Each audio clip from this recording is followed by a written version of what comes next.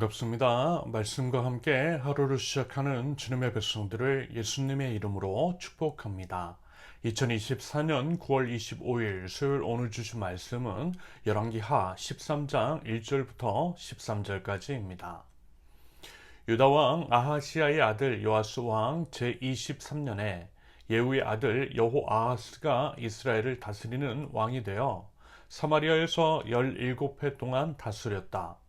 그러나 그는 주님 보시기에 악한 행동을 하였고 이스라엘로 죄를 짓게 한 느밧의 아들 여로보암의 죄를 따라가 그 길에서 돌아서지 않았다. 그리하여 주님께서는 이스라엘에게 진노하셔서 시리아의 하사엘 왕의 손에 그들을 넘기시고 계속해서 하사엘의 아들 베나닷의 손에 넘기셨다. 그러나 여호아하스가 주님께 간절히 용서를 구하니 주님께서 그의 간구를 들어주셨다. 이스라엘이 시리아 왕의 억압으로 고난을 받고 있음을 보셨기 때문이다. 그래서 주님께서는 이스라엘의 구원자를 보내어 시리아의 손에서부터 벗어나게 하셨고 이스라엘 자손은 예전처럼 그들의 장막에서 편안하게 살았다.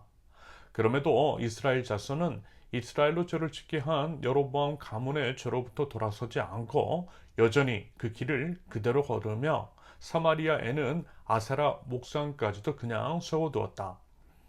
시리아 왕이 여호아하스의 군대를 공격하여 타작마당에 먼지같이 만들었기 때문에 여호아하스에게는 겨우 기마병 50명과 병거 10대와 보병 10,000명만이 남았다.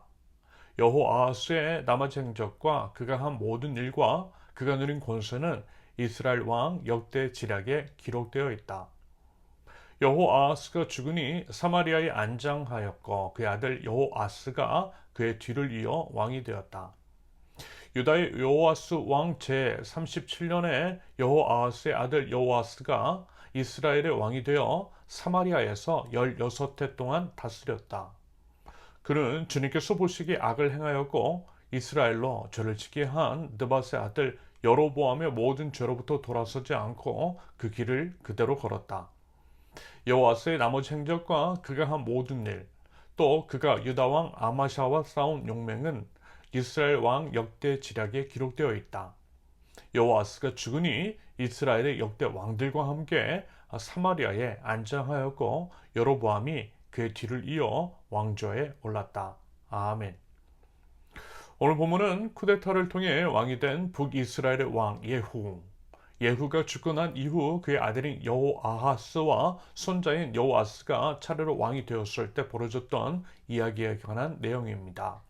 이 내용을 통해 두 가지로 말씀을 나누겠습니다. 첫째, 완전히 뿌리를 뽑지 않은 죄악은 계속 남아 괴롭게 한다.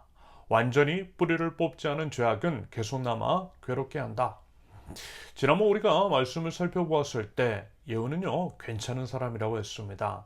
단호한 개혁을 통해 하나님의 거룩을 회복했던 그 일을 위해 쓰임을 받았던 업적이 있었어요. 하나님께서 그걸 인정하셨습니다. 그런데 한 가지, 악을 완전히 뿌리 뽑지는 않았다라고 했습니다.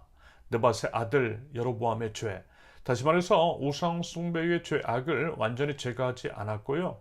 왕이 그러하니 그 죄가 북이스라엘 전체로 이어졌다라고 했습니다. 그 부분에 대해서 하나님께서는 진노하셨고 그에 대한 심판으로서 외세의 침략을 허락하셨다라고 했어요. 여러분, 반면교사라고 하는 말이 있죠. 다른 사람의 과오를 통해 우리 자신을 살펴보고 똑같은 죄악을 저지르지 않도록 하는 것이 지혜이고 마땅히 행해야 할 바입니다. 예후가 요람을 심판했던 것은 다름 아닌 우상숭배 때문이었잖아요. 아합과 이세벨의 죄악을 따라 행했던 요람 때문이었고 그것을 처단하라고 하나님께서 엘리사를 통해 예후에게 기름을 부어서 북이스라엘 왕으로 세워주신 것이었습니다. 그런데요, 그랬던 것과 똑같은 죄악에서 완전히 떠나지 않고 있더라는 것입니다. 물론 요람이라든지 아합과 이세벨만큼은 아니었어요. 하지만 크건 작건 악은 악이라는 거죠. 하나님의 거룩은 아무리 그것이 작은 것이라 할지라도 악을 결코 용납하지 않았어요. 그러면서 무서운 것은 악의 전염성이 크다라는 것입니다. 그래서 보세요. 그의 아들인 여호아하스와 여호아스 똑같은 죄악을 저질러 하나님의 진노를 불러일으킵니다. 본문 2절에서도 그리고 이제 11절에서도 각각 여호아하스와 여호아스가 이스라엘로 죄를 짓게 한 느밧의 아들 여로보암의 모든 죄로부터 돌아서지 않았다라고, 여로보암이 걸었던 죄의 길로 걸었다라고 진술하고 있잖아요. 물론 부모와 다른 삶을 살아가는 자식들도 있지만 그런 경우 사실 많지 않습니다. 대체로 부모의 길을 따라가고요, 부모의 삶을 답습해요. 부모를 닮지 않으려고 해도 어느 순간 부모의 언행을 따라하는 우리 자신을 발견하게 됩니다. 윗물이 맑아야 아랫물도 맑아요. 부모 자식들 관계도 그러하고요, 지도자와 백성들의 관계도 그러합니다. 교회도 그래요. 교회에서 목사가 하나님 앞에서 바른 길을 걷지 않으면 교인들도 그럴 수 있어요. 목사가 죄에 무뎌지고 그것을 대수롭지 않게 여기면 교인들도 똑같아져요. 국가도 보세요. 대통령이 불법과 부정을 저지르는 나라의 국민들은요, 똑같이 부정과 불법을 저질러요. 그래서 지도자에 대해서 엄격한 잣대로 판단하는 것이고요, 똑바로 하라고 목소리를 높이는 것이겠죠. 지도자가 바로 서지 않으면 나라 전체가 악에 물들 수 있기 때문입니다.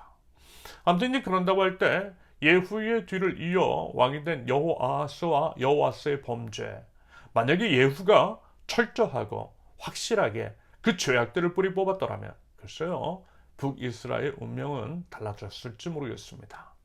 바꾸고 말하면 북이스라엘이 결국 아시리아에 망하게 되는데요, 그 이유는 이 때문이라 할 수 있겠어요. 죄를 완전하게 뿌리 뽑지 않았기 때문에. 계속해서 느밧의 아들 여호보람의 죄에서 떠나지 않았다라고 하는 진술이 계속되어 반복돼서 진술되는 것을 보면 충분히 그렇게 유추 해석이 가능합니다. 그 죄악을 완벽하게 뿌리 뽑지 않아서 북이스라엘을 망하게 만들었다라는 거죠. 여러분, 아무리 작은 죄라 할지라도 결코 그것을 가벼이 여기지 않을 수 있기를 바랍니다. 그것이요, 나를 넘어서 내 식구들에게까지, 자자손손에게까지, 그리고 이제 주변 이웃들에게까지 미칠 수 있다라고 하는 점을 인식하고요, 부디 거룩에게 치열한 몸부림이 있을 수 있기를 바랍니다. 둘째, 죄악의 결국은 심판이다.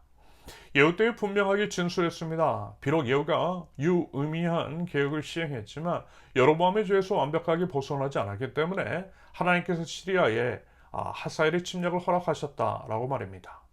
여러분, 물론요, 꼭 그렇다라고는 할 수는 없지만 상당히 많은 경우에 우리에게 이제 닥치는 고난 같은 것들이 그럴 수 있어요. 우리의 죄악 때문일 수 있습니다.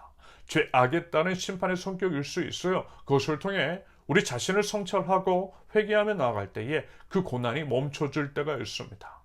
지금 예후도 그렇고요, 여호아하스와 여호아스도 똑같아요. 3절을 보면 그리하여, 다시 말해서 여호아하스가 여로보암의 죄를 따라 행했기 때문에, 그 죄악 때문에 하나님께서 어떻게 하셨다고요?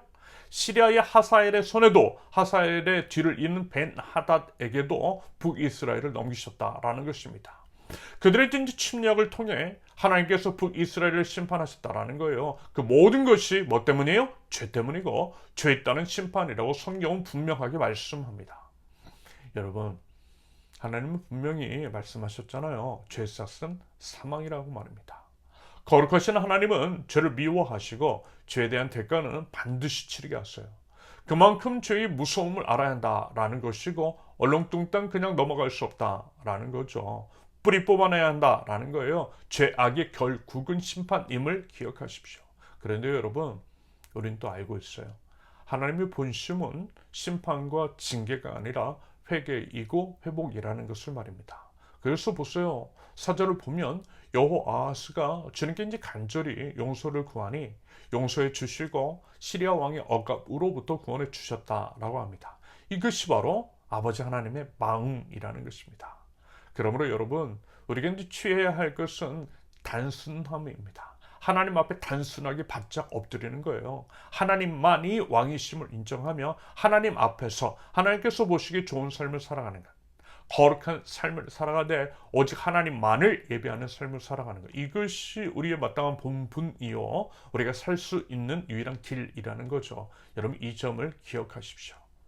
여러분, 죄 결국은 뭐라고요? 심판입니다. 거룩하신 하나님은 결코 죄악을 간과하지 않으세요. 철저한 대가를 치르게 하십니다. 하지만 그런 하나님께서도 우리가 하나님 앞에 상한 마음으로 나아가 회개하며 용서를 구할 때에 용서해 주시고 회복시켜 주시더라는 것입니다. 부디어 그 하나님을 제대로 알고요, 제대로 예배하며 하나님께서 기뻐하신 그런 삶의 예배, 순종의 예배, 거룩한 산 제물의 예배를 올려드릴 줄 아는 하나님 나라 백성들, 저와 여러분들 이실 수 있기를 예수님의 이름으로 축원합니다. 함께 기도합니다.